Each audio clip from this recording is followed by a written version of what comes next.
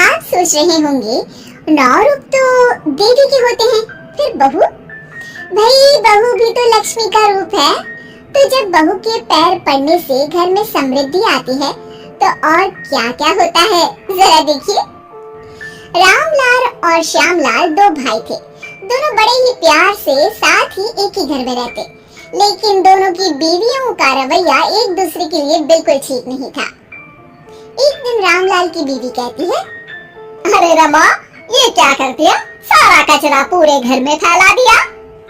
माफ करना दीदी, मैंने रखा तो एक ही जगह था, लेकिन हवा इतनी तेज चली कि उड़ गया। अभी उठा देती हूँ। हाँ जल्दी करो। और एक बात, अब भाई साहब से बोल देना कि 2 रसोई कर ले। पता तो है मेरा बेटा सोहन बड़ा हो गया है, अब लड़की वाले भी आने लगे हैं, तो उसकी शादी हो ही जाएगी इस साल।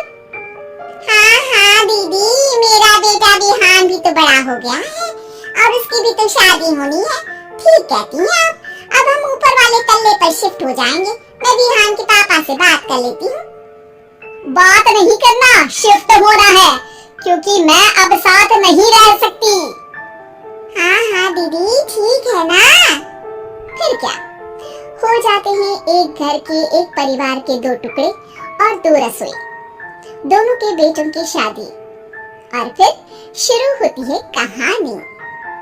अरे मेरी बहू तो ढेर सारा दहेज लाई है। ये देखो, बड़ा टीवी, एसी, कार और गहने भी। दीदी ये तो बहुत अच्छा है, लेकिन है कहाँ आपकी बहू?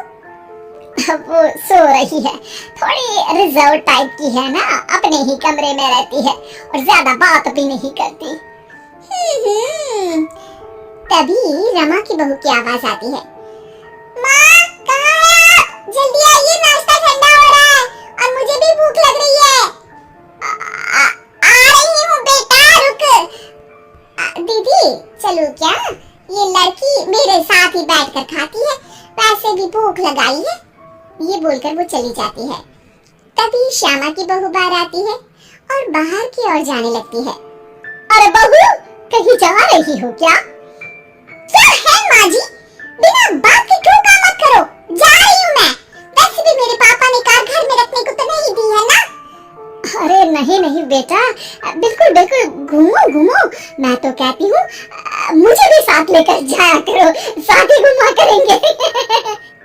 अरे नहीं, मैं आपके साथ बिल्कुल भी कंफर्टेबल नहीं हूँ। वैसे भी मैं शॉपिंग में जा रही हूँ, कहाँ आपको टांगती फिरूंगी। ये बोलकर श्यामा की बहू निकल जाती है। तभी उसके कान में ऊपर वाले तल्ले से हंसने की आवाज आती है। और ये कौन इतनी जोर जोर से हंस रहा है?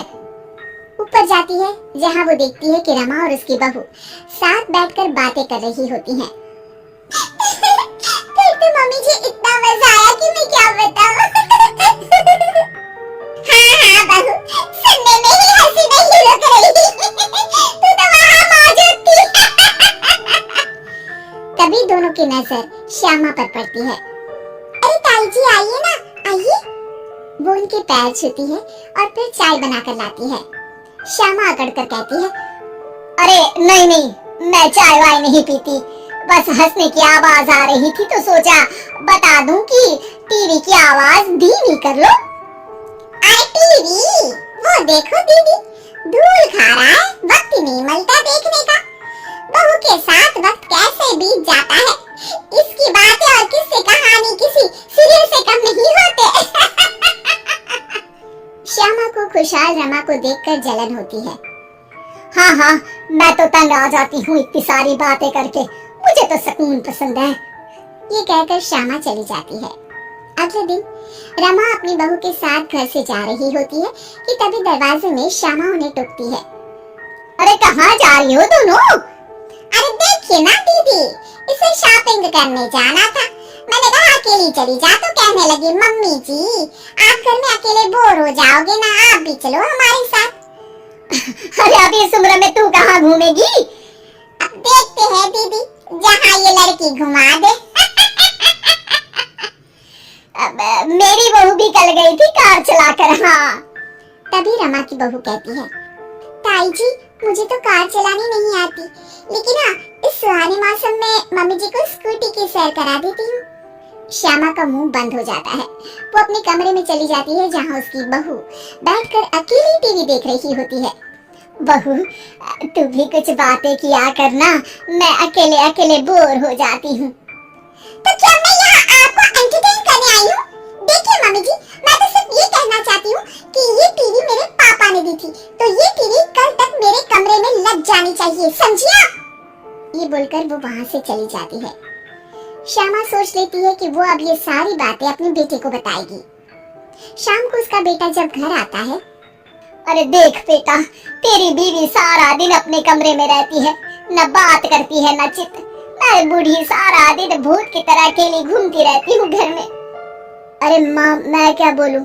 मैंने कई बार उसे बोला कि सबके साथ उठा बैठा करो, हंसा बोला करो और मिलकर रहो, लेकिन वो कहती है कि उसका मन ही नहीं करता।